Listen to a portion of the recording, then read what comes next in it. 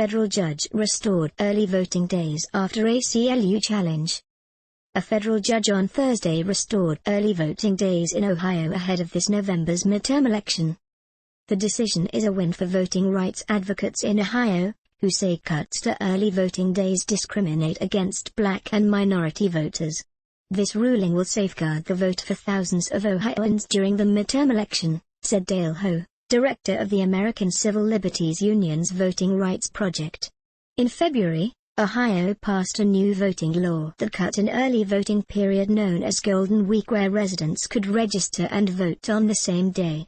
The Ohio Secretary of State also cut early voting on Sundays and restricted evening hours.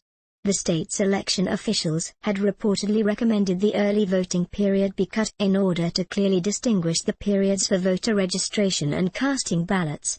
The ACLU and the ACLU of Ohio challenged the measures in May, and the resulting ruling will restore evening voting hours, some Sunday voting, and the Golden Week. Voting rights advocates have called the cuts to early voting racially discriminatory. In 2012, 157,000 Ohioans voted during the early voting days that were eliminated.